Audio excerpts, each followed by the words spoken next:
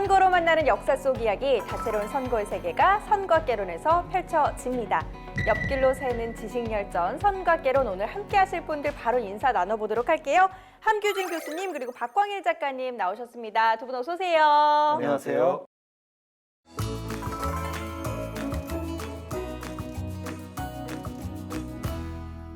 자, 오늘의 이야기는요. 아주 무시무시합니다. 어딘가 좀 이렇게 막 한기가 느껴지지 않으세요? 더운데요. 살짝 더운데. 오늘은 정말 긴장하셔야 돼요. 정말 무서운 이야기입니다. 충격과 공포의 역사. 오늘의 주제, 전염병 특집입니다. 인류가 역병의 시대에 살고 있다라고 표현을 해도 과언이 아닐 것 같습니다. 코로나19, 뭐 지금이야 이렇지만 훗날 나중에 이제 시간이 지나서 우리 역사에선 좀 어떻게 회자가 될까요? 나중에 이러지 않을까 싶어요. 왜 코로나19를 19라고 그래요? 코로나21 아니에요? 그러는 거예요. 그래서 2019년에 처음 시작해서 코로나19야 그랬더니 아 그래요? 저는 21세기 내내 코로나였기 때문에 그러는 줄 알았다고. 21세기 내내요? 그 말은 좀 취소하셨으면 좋겠어요. 진짜 네. 약간 예, 말이 시되죠? 안 됩니다. 그러니까요. 저는 이제 조금 더 긍정적으로 본다면 100년 전에 그때 그렇게 극복을 하면서 많은 노하우를 가지고 있어서 그 다음에 조금 편하게 넘어갔어 라고 얘기를 할 수 있으면 좋겠습니다. 우리가 과거 옛날에 어린이가 무서워한 세 가지 혹시 뭔지 아세요? 왜 저한테? 아니 왠지 저보다 더 해맑게 보이셔서. 그러게요. 옛날 어린이 제일 무서워했던 게 그 호랑이가 하고 사람 잡아먹는 거. 호환이 제일 무서웠다고 합니다. 옛날 어린이들은 호환, 마마, 전쟁 등이 가장 무서운 재앙이었으나 호화는 호랑이, 그 다음에 마마는 천연두? 맞습니다. 굉장히 무서운 병이었어요. 치사율이 30%가 넘는 그런 병이었다고 하는데요. 이런 병이 뜻밖에도 조선시대 왕하고 연결이 되어서 퍼졌던, 그리고 또 이야기의 어떤 역사의 중심에 들어갔던 적이 있습니다. 그렇다면 이 천연두를 알았던 왕이 있었던 거예요? 그렇습니다. 이 이야기의 중심 인물이 이제 조선시대 숙종 임금이거든요. 근데 숙종 임금하면 뭔가 이렇게 있어요. 저 떠오르는. 내야? 카메라 보고 왜야? 그 장면이 너무 익숙하다 보니까 네. 많은 사람들이 이제 왕과 후궁 관련되면 제일 먼저 떠오르는 인물인데 숙종과 관련 있는 인물이 아니라 중종과 관련 있는 경비인박 씨거든요. 네. 그래서 제가 말씀드리려고 하는 인물은 이제 희빈장 씨. 그래서 이제 나중에 경종을 낳는 후궁의 이야기인데요.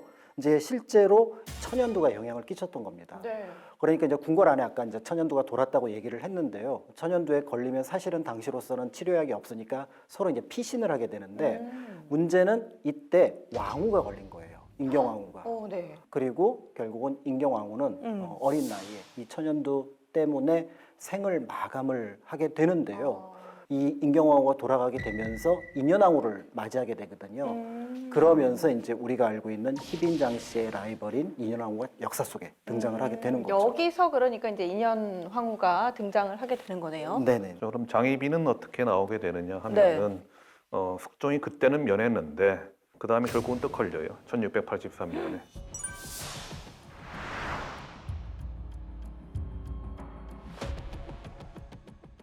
본인이 걸리니까 여기서도 등장하는 분이 명성왕후, 숙종의 친어머니 되시거든요. 이분이 이제 조선시대의 헬리콥터 엄마입니다. 엄청 극성으로 이제 우리 아들, 우리 금쪽 같은 이제 숙종을 보살펴가지고 수락관에 항상 계셨다고 그래요. 그래서 우리 애 집에 들어갈 음식은 내가 챙겨야 돼. 이런 식으로 하시면서 엄청 돌봤다 그러거든요. 그런데 이제 마마에 걸렸으니 오죽하시겠습니까? 그쵸. 그래서 기도를 정성껏 드려야 된다 그래서 한겨울에 후복을 입고 찬물을 맞아가면서 기도를 드렸대요. 그러니까 결국 이제 아무래도 돌아가시죠. 그 나이 드신 분이 또 그쵸. 그렇게 하니. 그러니까 돌아가시니까 이제 숙종이 장옥정이라는 궁녀를 굉장히 이렇게 총애했었는데 내가 어떻게 하면 내쫓았다. 근데 내가 참여하는 데 있어서 다시 불러드려야겠다 해가지고 궁궐로 장희빈이 다시 들어오게 되는 거죠.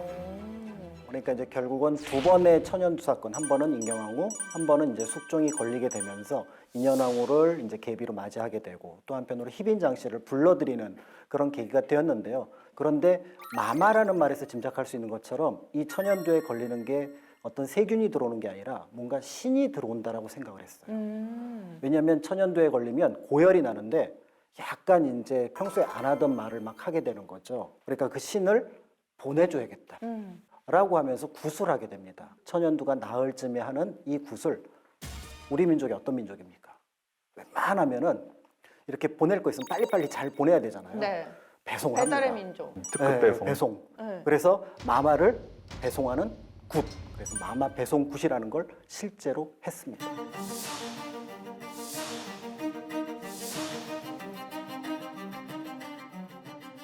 저는 약간 마마 배송 굿, 마마 배송 굿 이런 건 줄 알고 그게 아니라 마마 배송 굿 맞습니다. 네, 마마 굿을 그니까 마마 배송한다. 마마를 배송하는 네, 뭘 굿이다. 보내버리니까 빠이빠이 해서 보내는 거죠. 송이 이제 보낸다는 뜻이니까. 그래서 이 귀신이 오는 동네가 따로 있기 때문에 그쪽 동네로 가라라고 얘기를 했고 대체로 예전에 천연두에 걸리면 한 2주 정도, 그러니까 한 12일 정도 되면은 딱지가 않기 시작한대요. 그러면은 이제 그 옆에서 간호하던 사람들이 아이고 살았구나. 그럼 이제 신을 보낼 준비를 해야겠다라고 해서 이 굿을 이제 13일째부터 이제 준비를 한다고 했고 마마신, 그러니까 이 귀신을 보내려면 또 말까지.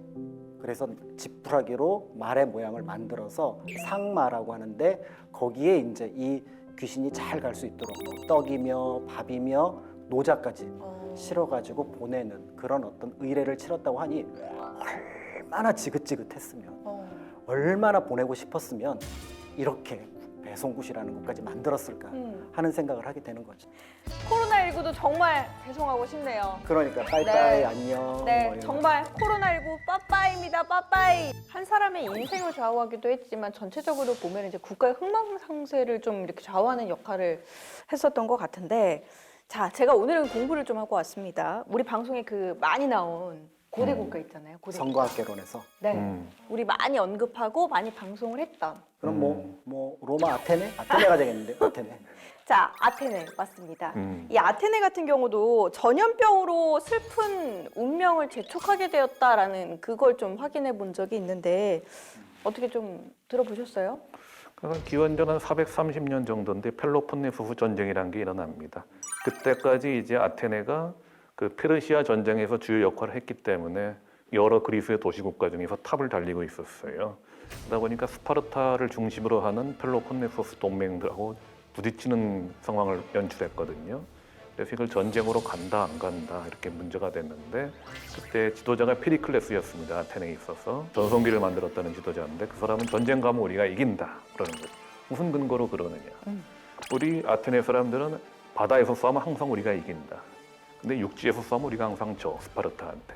그럼 어떻게 되는가 하면은 우린 전쟁이 나면은 일단 스파르타가 육지를 쳐들어오면은 성 안에 딱 들어박혀가지고 꼼짝도 안 하고 있으면 된다. 그럼 결국은 물러날 것이고, 그럼 우리는 해군을 동원해서 저쪽을 봉쇄하면은 쟤네들은 먹을 게 없어서 막 굶어 죽게 된다. 당연히 우리가 장기전으로 가면은 이긴다. 그럴 듯하잖아요. 네. 그래서 전쟁이 시작됐어요. 근데 전혀 예상을 못했던 게 아테네에서 역병이 돈 거예요. 이것도 뭐 장티푸스라는 말도 있고, 뭐 흑사병이라는 말도 있는데. 전염병이 돌면 어떻게 되니까 거리두기를 해야 되잖아요. 그렇죠. 근데 그 사람들은 방금 페리클레스가 뭐라고 그랬어요? 성 안에 틀어박혀서 우리끼리 지내자. 그럼 다 돌았죠. 그래가지고 아테네 인구가 엄청나게 격감할 정도로 많이 죽었고 페리클레스 스스로도 그 역병에 희생이 돼서 죽었습니다. 실제로 어떻게 됐을지 모르지만 역병이 안 돌았으면 어땠을지 모릅니다만은 아테네가 훨씬 더 압도적인 군사력과 재력을 가지고 있었음에도 불구하고 결국은 마지막에는 스파르타한테 지게 돼서 그때 그리스의 황금 시대가 끝나고 아테네의 민주주의도 종말을 고하게 된다 이렇게 얘기가 되죠. 그러니까 투키디데스가 이제 이거를 기록을 해놨는데 그 질병의 어떤 증상들을 보면은 뭐 열이 나고 이제 심지어는 이제 계속해서 이제 그 탈수증이 일어나게 되거든요.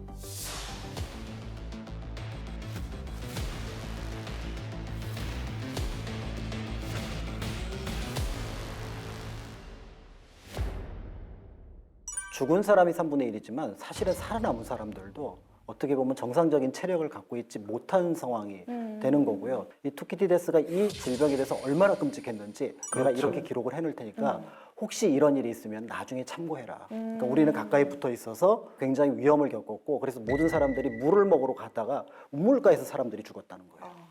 그때 이제 그 시신이 이제 보통 장례식을 칠 때 화장을 좀 치렀는데 죽은 사람은 많고 살아있는 사람은 없으니까 남의 집에서 화장을 하면은 그 위에다가 시신을 몰래 올려놓고 가는 어떡해. 그런 정도까지 전쟁도 전쟁이지만 그 사회에 주었던 충격이 얼마나 컸는지 한 10몇 년 전의 기록인데도 불구하고 아주 생생하게 남겨놓았었거든요.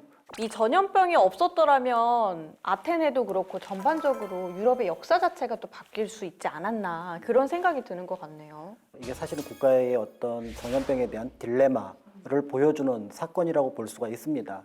이른바 그러니까 이제 이 표현이 적절하지 않아서 그런데요.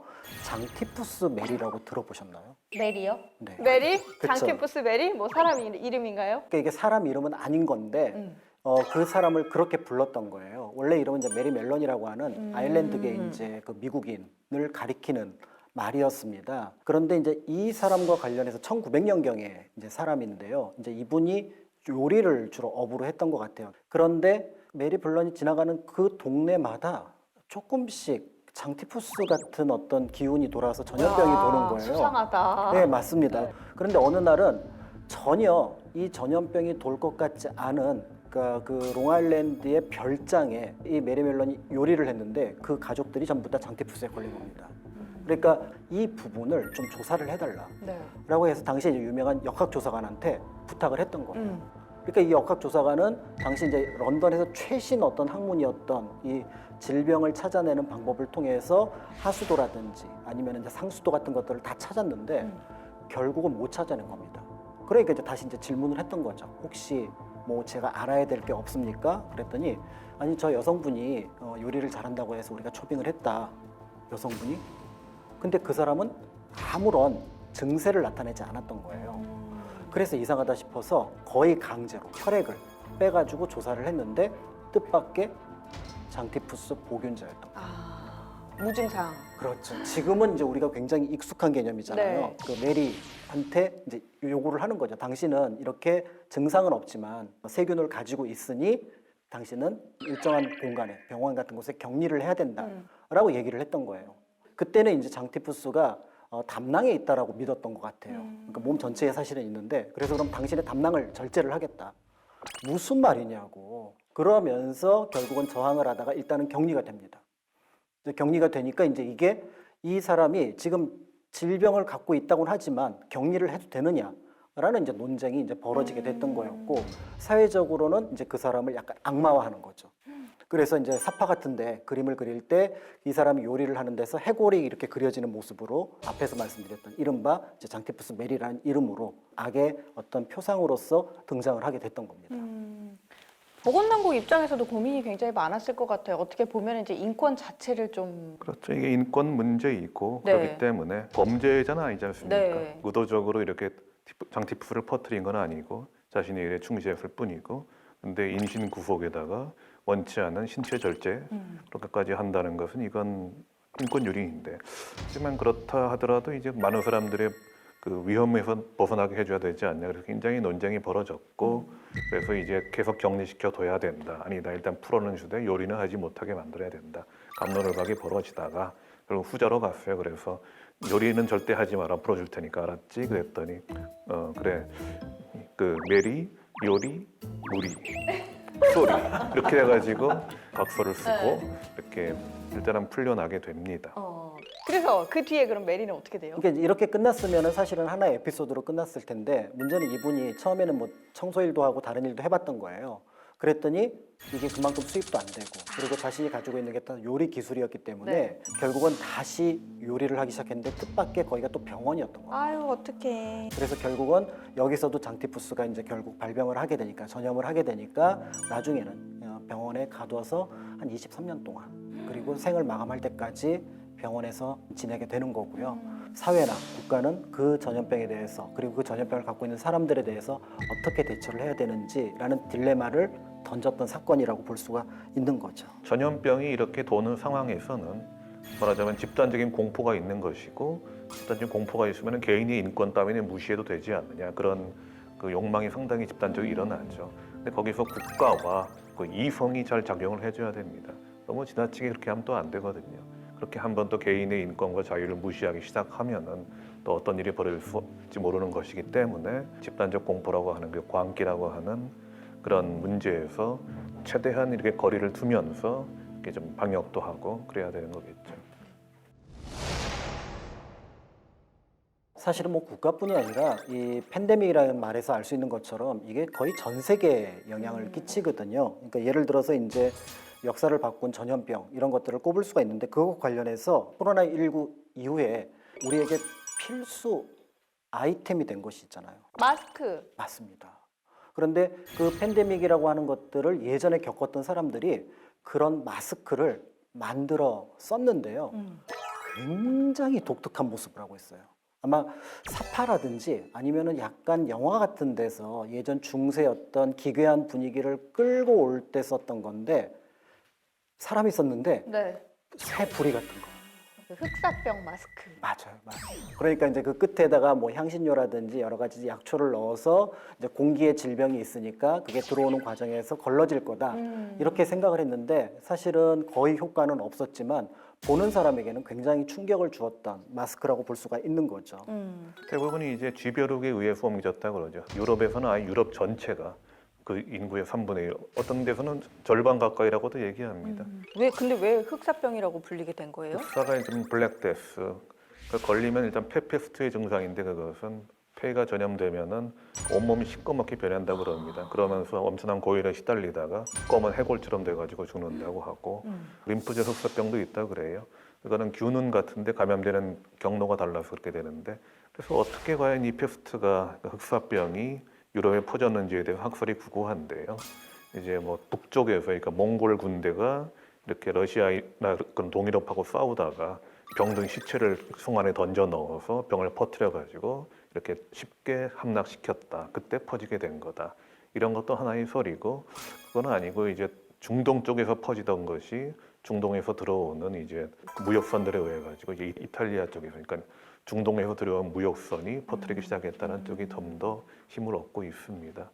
징기스칸도 이 흑사병에 희생됐다는 그런 설이 있습니다. 질병이 좀 휩쓸고 지나간 이후에 아무래도 좀 많은 변화들이 생겼을 것 같거든요. 어떤 변화들이 좀 있었을까요? 아마 중세에 흑사병이 그런 어떤 파괴력을 보여준 것 같습니다. 그러다 보니까 이제 중세를 지탱하는 것이 몇 가지가 있을 텐데 그 중에 이제 가장 대표적인 게 성직자를 중심으로 했던 종교적인 권위 이런 것들이 있었을 것 같고요.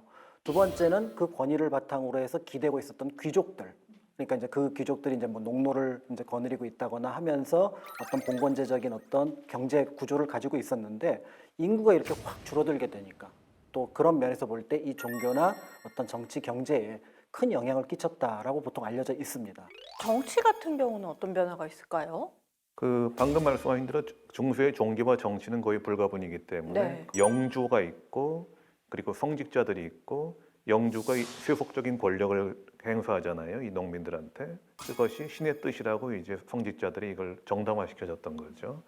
그런데 일단 보니까 이게 뭐야? 영주들도 이렇게 흑사병을 내서 죽고 그 성직자도 죽고 이게 뭐지? 이렇게 생각을 하다 보니까 뭔가 우리가 후가 왔던 건 아닐까? 저런 사람들한테 우리를 다스릴 만한 권위가 실제로는 없는 게 아닐까? 이런 의문이 일단 들게 됩니다. 그래서 중세적인 정치 이념적으로 약간 균열이 생긴다는 것이 하나고 또 하나는 전반적으로 봤을 때 사람들이 너무 많이 죽었잖아요. 사람이 귀해졌잖아요. 노동력이 그 당시에는 산업혁명이 있던 시대도 아닌 기계도 없으니까 모든 걸 사람의 손으로 다 해야 되는데 그 사람이 줄었어요. 살아남은 사람들의 노동력은 굉장히 귀한 몸이 됩니다. 게다가 이제 영주에 대해서 전에처럼 그렇게 신의 뜻으로 숨겨야지 그런 것도 없단 말이죠. 높은 임금을 주지 않을 거면 우리를 부릴 수가 없어. 마음대로 해봐. 이런 식으로 치받게 되는 것이고 따라서 그런 임금을 지불할 수 없는 소규모 영주들은 몰락할 수밖에 없게 되고 중세적인 그런 지배 질서가 완전히 근대적인 지배 질서로 넘어가는 그런 과정이 생기게 되는 것이죠. 또 한 가지가 말하자면 이제 중세는 완전히 지방 분권의 시대였다. 크게 말하자면 그거였는데 근데 방금 말씀드린 것처럼 영주들의 권력이 많이 깨져나가고 하다 보니까 뭔가 힘이 모일 수 있는 터전이 생긴 데다가 또한 뭔가 이렇게 그 죽어나가는 사람도 많고 그 병을 어떻게 그 치료까지는 못하겠지만 어떻게 처리도 해야 되고 하다 보니까 행정적인 수요도 많이 늘어납니다. 중앙정부 쪽으로 권력이 모이게 되는 그런 효과를 가져오게 되는 거죠. 자, 정치 역사 속의 전염병 이야기 계속해서 이어집니다. 여러분은 지금 옆길로 새는 지식열전 선거개론과 함께하고 계십니다.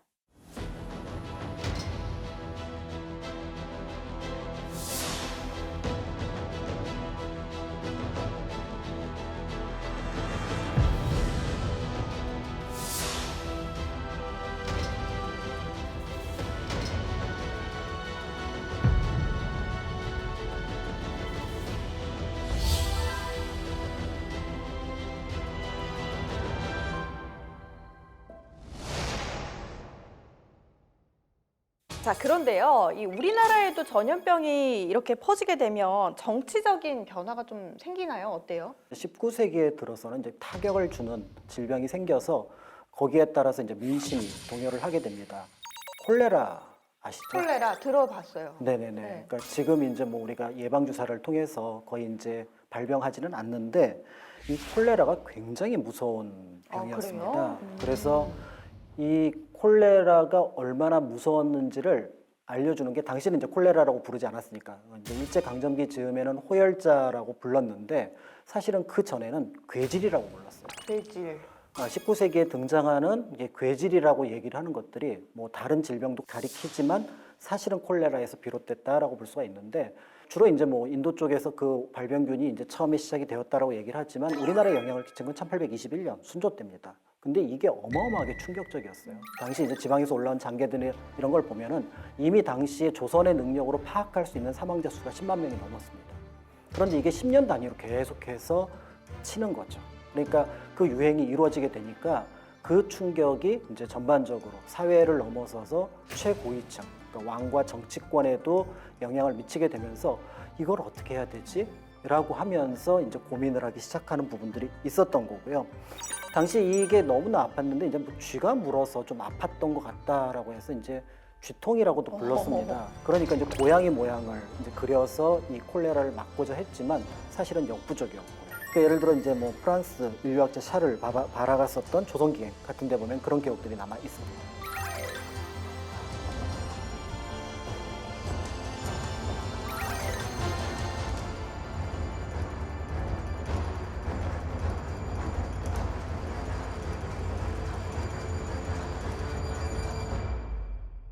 그럼 이제 그런 기록들을 보자면 조선시대에 콜레라가 왜 생기는지 그 원인을 알고 있었던 거예요? 원인은 몰랐던 것 같아요. 다만 이제 이 콜레라라고 하는 게 전염병인데 가만히 보니까 사람들이 모여 있는 데서 많이 걸리는 것 같고 그다음에 이제 무엇보다도 이게 면역력이 약했을 때 아마 이제 큰 질병이 된다라는 느낌은 받았던 것 같아요.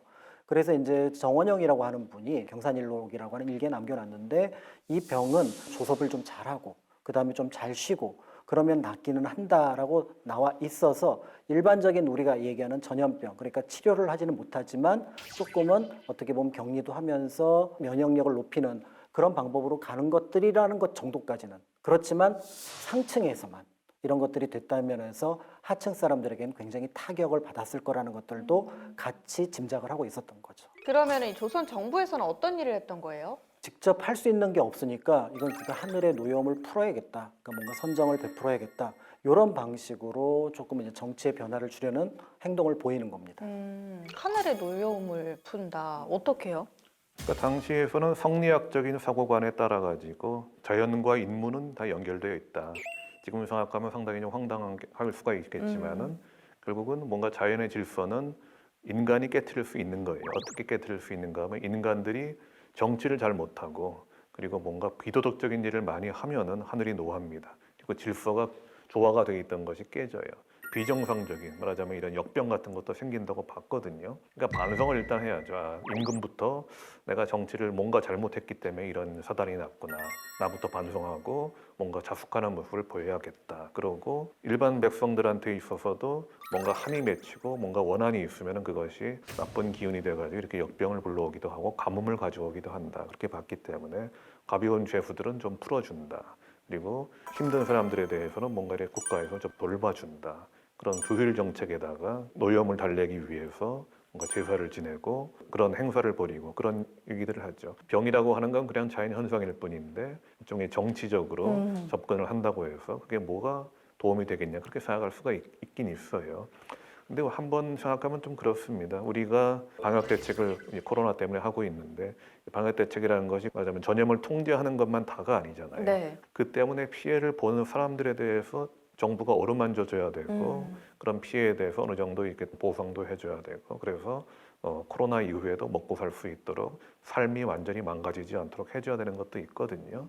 그런 의미에서 뭔가 이제 정치가 뭐가 잘못됐으니까 우리가 정치를 좀 잘해보겠다. 그 백성들도 좀 이렇게 좀 따라와 주기 바라고 뭔가 잘못이 있으면 꾸짖어 주기를 바란다. 이렇게 해서 우리 모두 이 힘든 세상을 잘 이겨나가자.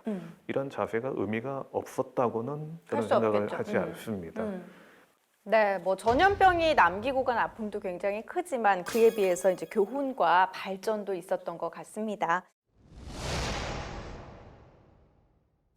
선거의 교훈을 남겨준 선거학 인물 시간으로 이제 마무리를 좀 지어보도록 할게요. 오늘 꼽아오신 선거학 인물 어떤 분들이 좀 있을까요? 코로나 팬데믹과 관련해서 사실은 100년 전에 거의 비슷한 일이 있었습니다. 1918년에 이른바 이제 스페인 독감으로 알려져 있는데 아마 발병은 처음에 이제 미국에서 했던 걸로 알려져 있지만 유럽을 통해서 이제 우리나라까지 영향을 끼치게 되는데요.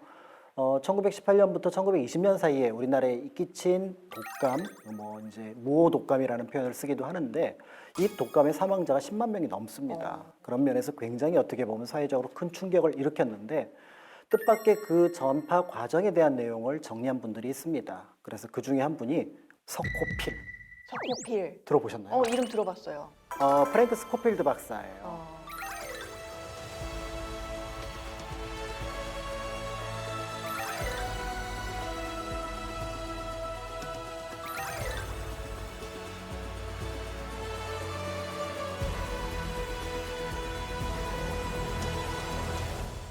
3.1운동에 대한 어떤 잔악한 부분들을 이제 세계에 알리면서 우리나라에는 독립유공자로 알려져 있는 분이기도 한데요. 그런데 사실은 이분이 세균학 교수였습니다. 세브란스에서. 그래서 1916년부터 1920년까지 세균학을 가르치고 있었는데 바로 18년에 이 인플루엔자가 퍼지게 됐던 거죠. 그래서 그거를 조사해서 논문으로 발표를 했는데 당시만 하더라도 바이러스에 대한 것이 명확하게 밝혀지지 않았던 시기였기 때문에 세균의 관점에서 그렇지만 그 어떤 증상들이나 어떤 전반적인 흐름들에 대한 내용들을 정리하기도 했었고요. 그런 것들을 통해서 당시 우리나라에 그 인플루엔자가 어떻게 퍼져나갔는지를 알 수 있는 그런 자료이기도 합니다. 그래서 우리의 독립을 이끌었던 분이 사실은 우리의 질병도 한번 어떻게 연구해보겠다라고 네. 했던 의미에서 그래서 이 분을 이 선거학 인물로 한번 꼽아봤습니다. 네, 교수님은요? 방금 이제 스페인 독감 말씀을 하셨잖아요.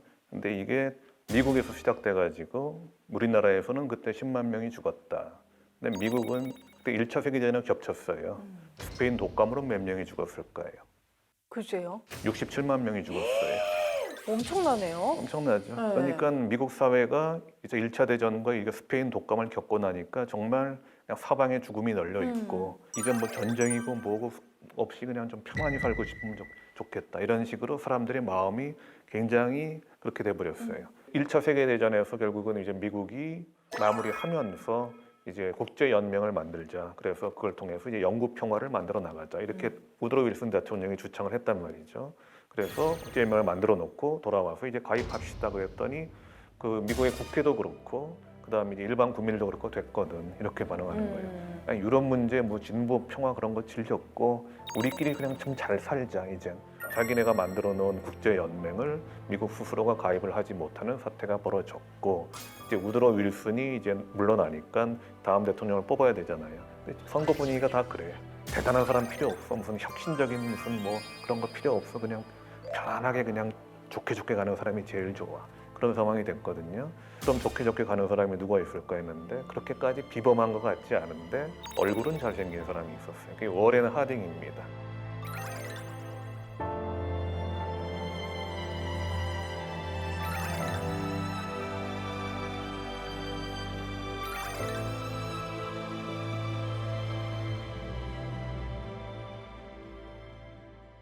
그 사람이 이제 미국 제29대 대통령으로 역대 최다 득표로 당선이 돼요.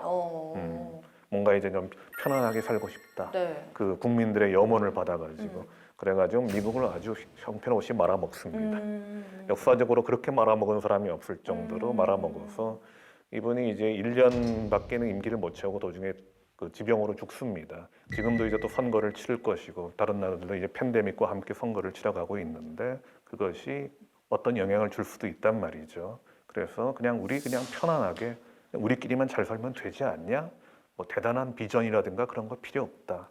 이렇게 선택할 수도 있어요. 너무 일상이 힘들고 지치고 피곤하니까. 네. 하지만 그것이 결코 답은 아니다. 장기적으로 좋은 선택이 될 수는 없을 것이다.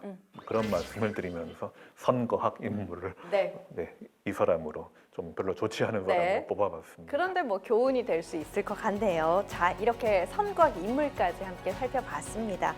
오늘 이 시간을 통해서 전염병을 극복하는 힘, 이 힘은 결국에는 이제 사람에게 있다라는 걸 좀 느끼게 된 것 같고요. 그것 이외에도 뭐 인류애를 다시 한번 생각해 보는 그런 시간이었던 것 같습니다. 방송 시청하시는 여러분들도 옆에 있는 사람에게 다시 한번 사랑을 실천하는 그런 시간을 만들어 보시길 바라겠습니다.